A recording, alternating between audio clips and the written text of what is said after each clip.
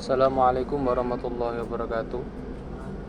Di sini saya akan menerangkan sebuah kaidah dalam penafsiran Al-Qur'an yang merupakan kaidah ke-21, yakni Al-Qur'an menyesuaikan petunjuknya dengan perubahan waktu dan kondisi dalam hukum-hukum yang berkaitan dengan adat dan kebiasaan. Jadi dalam penjelasan dalam bimbingan Al-Qur'an itu ada hukum-hukum yang dimana oleh Allah ini kita diperkenankan untuk menyesuaikan dengan ta'aqubi zaman. Jadi bolak-baliknya zaman, bolak-baliknya kondisi atau perbedaan tempat, perbedaan zaman, kita diperkenankan oleh Allah untuk menyesuaikan apa-apa yang ada dalam Al-Quran ini pada kondisi tersebut. Ini merupakan kaidah yang sangat penting. Kita diperintahkan untuk berbuat ma'ruf atau kebaikan, yaitu apa yang dikenal baik. Ma'ruf itu kan maknanya kalau sisi lughahnya adalah yang diketahui. Jadi ini berpotensi berbeda di setiap wilayah, di setiap zaman. Karena memang kebaikan itu di mana-mana tergantung adatnya. Kebiasaan seperti apa. Serta melarang, kita dilarang untuk melakukan hal-hal yang mungkar. Mungkar ya, kalau yang mungkar itu selagi itu jelas dilarang dalam Al-Quran dan hadis, maka itu sudah jelas. Kemudian ada beberapa perintah seperti sholat, zakat, puasa, haji, dan syarat tetap lainnya. Ini berlaku sepanjang waktu serta tidak berubah. Nah, ini sudah ditentukan, yang sudah qat'i, ranahnya ranah qat'i, maka ini harus dilakukan sampai kapanpun, ila yaumil qiyamah. Kewajiban ini sama, entah itu bagi generasi awal di era sahabat, kemudian generasi setelahnya tabi'in, kemudian generasi berikutnya tabi'in, kemudian hingga sampai kita saat ini, ya, hingga nanti yaumil qiyamah, itu tetap sama. Demikian pula larangan seperti syirik, pembunuhan, zina, khamar dan sejenisnya, itu tetap berlaku di setiap zaman dan tempat tanpa ada perubahan hukum, karena sudah memang dinas di dalam Al-Quran bahwa hal itu memang dilarang.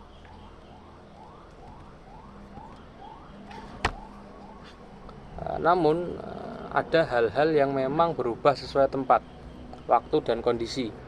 Dalam hal ini Allah mengarahkan hambanya untuk mengikuti adat, kebiasaan dan kemaslahatan yang berlaku pada saat itu.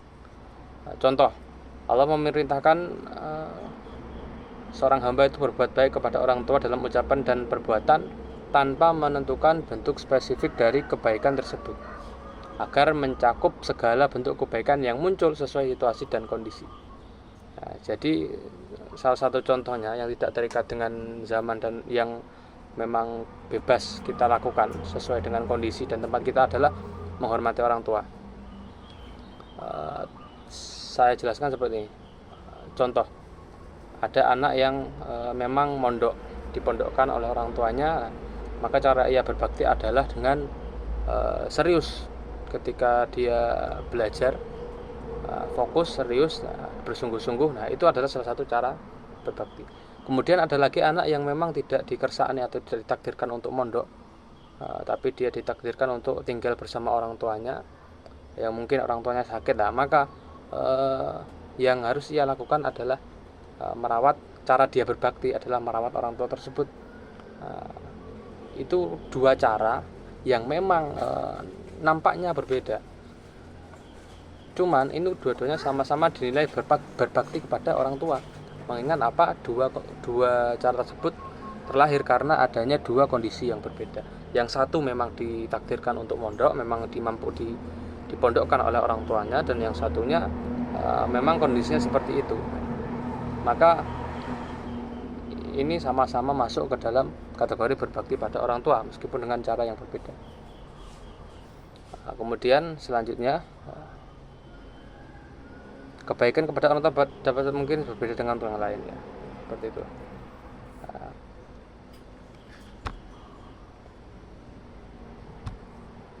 Demikian pula Allah berfirman, dan bergaulah dengan mereka, yakni para istri-istri itu secara patut, di Quran surah An-Nisa ayat 19.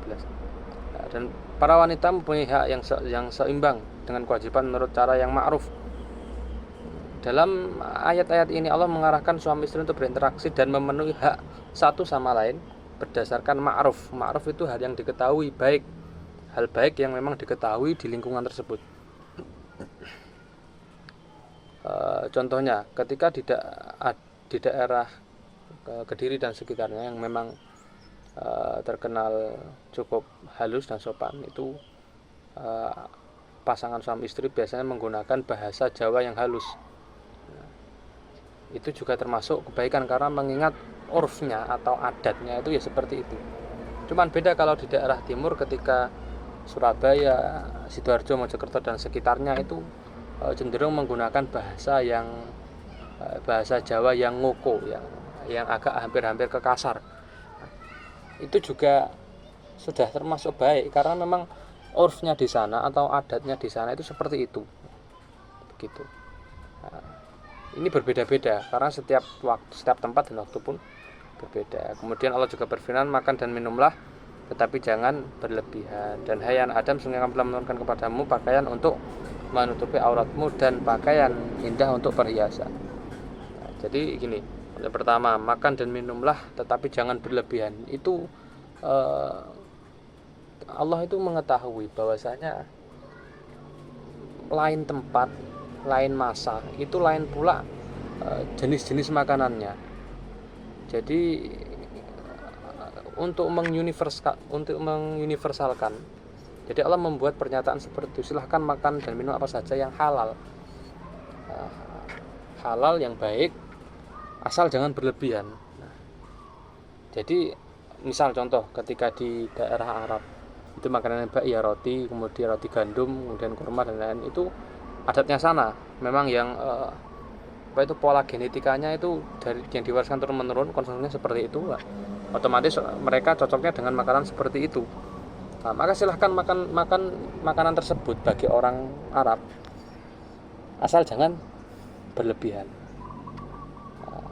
Begitu pula kalau di Indonesia, karena kita sudah terbiasa nasi, maka silahkan makan nasi, silahkan makan tempe dan lain-lain, asal jangan berlebihan.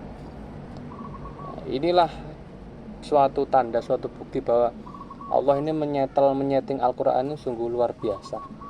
Bagaimana Allah mempersiapkan dalil-dalil yang ada di Al-Quran ini untuk seluruh umat manusia, tidak memandang orang itu dari wilayah mana, tidak memandang orang itu dari zaman mana, era mana, semua bisa dibimbing dengan beberapa dalil. Jadi orang yang bermacam-macam tersebut itu bisa dibimbing hanya dengan beberapa dalil saja, karena keuniversalannya yang Allah siapkan. Nah, kemudian ada juga perintah Allah, sesungguhnya kami telah menurunkan kepadamu pakaian untuk menutupi auratmu dan pakaian indah untuk perhiasan. Mengingat tren fashion yang ada di dunia ini kan selalu berkembang, macam-macam sekali yang muncul, ada yang abaya, ada seperti ini, ada seperti ini. Silahkan, Allah memang tahu itu memang sifatnya dunia, jadi dunia akan berputar, ada yang berkembang, ada yang surut. Nah, Allah sangat mengetahui hal tersebut. Maka dari itu, untuk kaitannya dengan syariat, untuk kaitannya dengan penetapan hukum, Allah membuat statement-statement yang memang universal. Yang penting itu satrul aurah. Baru nanti untuk satrul aurahnya itu sendiri nanti akan dirinci oleh ulama-ulama fikih yang seperti apa. Tapi untuk di Al-Qur'annya ini diglobalkan oleh Allah Subhanahu wa taala. Gitu. Nah, kemudian ada juga Allah berfirman, dan siapkanlah untuk menghadapi mereka kekuatan apa saja yang kamu sanggupi. Jelas bahwa senjata dan kekuatan pada masa turunnya Al-Qur'an. Nah, jadi ketika pasukan-pasukan di zaman Nabi dulu itu memang yang menjadi andalannya adalah seperti pedang, tombak, kemudian panah dan lain-lain. Itu tentu sudah berbeda dengan saat ini.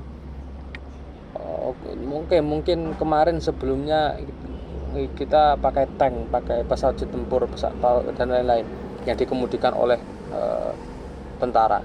Cuman yang terbaru saat ini adalah Bisa kita lihat di perang Israel ya, itu mereka sudah mulai menggunakan drone ya. Jadi drone tanpa awak.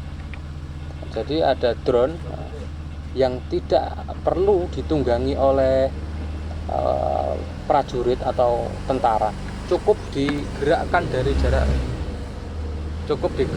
jarak jauh. Nah, cukup digerakkan dari jarak jauh dan itu bisa menghancurkan target yang telah ditentukan. Nah, ini betapa luar biasanya kemajuan teknologi zaman sekarang. Cuman Al-Quran memang sudah memprediksi hal tersebut. Allah memang sudah mengetahui, sehingga Allah membuatkan statement bahwasanya siapkanlah untuk menghadapi mereka kekuatan apa saja yang kamu sanggupi. Ya. Kalau semakin meningkat ya kita tingkatkan, kita ikuti perkembangan zaman. Ini bukti bahwa Islam itu tidak menolak yang namanya perkembangan zaman, seperti itu. Kemudian Allah juga berfirman, kecuali dengan jalan perniagaan yang berlaku dengan suka sama suka di antara kamu. Nah, bila antakun tijaratan antaradin minkum, itu antaradin, mohon maaf, yang utamanya adalah antaradin di sini. Nah, ini yang merupakan asas daripada sah atau tidaknya jual beli di antaranya. Nah, ini juga yang dijadikan patokan di zaman sekarang ketika muncul fenomena yang namanya belanja online yang menggunakan Shopee, Lazada, Tokopedia dan lain-lain. Maka ini adalah sebuah terobosan baru di mana antara penjual dan pembeli itu tidak saling bertatap muka. Hanya ada barang yang didisplay di aplikasi. Kalau kita lihat gambarnya, kita beli. Lantas apakah ini sah? Kemudian kalau kita tilik di nasnya lagi, di Qurannya ini sendiri, itu pokok intinya kan antaradin. Nah, yang jadi PR kemudian bagaimana sahnya? Yang menjadi sahnya itu adalah bagaimana cara kita bisa membuat ada antaradin antara penjual dan pembeli. Ya, jadi penjualnya itu ridho dengan nominal uang yang telah ditentukan, dia dapatnya segitu, dia ridho. Pembelinya juga puas dengan barangnya yang sesuai. Dan ini juga sudah diterapkan di beberapa aplikasi, bisa kita lihat di Shopee mungkin. Ketika kita COD sekarang itu ada COD cek dulu. Jadi kita bisa mengecek apakah barang ini sesuai atau tidak dengan yang kita pesan. Nah, kemudian kalau kita sesuai, ini bisa kita ambil. Oh, yang sesuai bisa kita ambil. Kita ridho, kita suka. Nah, kalau kita tidak merasa sesuai, ini berbeda dengan spesifikasi yang ditawarkan, yang dipasang di platform tersebut, bisa kita retur kembalikan. Nah, sehingga terjadi tijarah yang memang antaradin, yang memang kita itu saling ridho, sehingga apa yang dilakukan itu sah, begitu. Kesimpulannya, intinya adalah keumuman dalil-dalil Al-Quran yang memang terdapat di beberapa ayat ini menunjukkan sebuah mukjizat di antara kemukjizatan Al-Quran, yakni mampu menjadi sumber, mampu menjadi pegangan bagi kafatal linnas, bagi seluruh umat manusia, entah itu di zaman Nabi ila yaumil qiyamah, dengan keumuman kaidah-kaidah tersebut. Nah, itu adalah diantaranya tanda kemuliaan Al-Quran. Jadi semua yang kita timbulkan, perbedaan perbuatan adat yang kita timbulkan karena memang perbedaan kondisi geografis atau wilayah, itu diwadahi oleh Al-Quran, diterima oleh Al-Quran, selagi kita tetap mengikuti hal-hal yang sifatnya itu qat'i. Kita tetap memegang teguh aturan-aturan yang memang baku, yang memang jelas. Itu semua tetap diperbolehkan. Saya rasa cukup sekian yang bisa saya sampaikan. Akhirul kalam, Allahul muwaffiq ila aqwamit thoriq. Wassalamualaikum warahmatullahi wabarakatuh.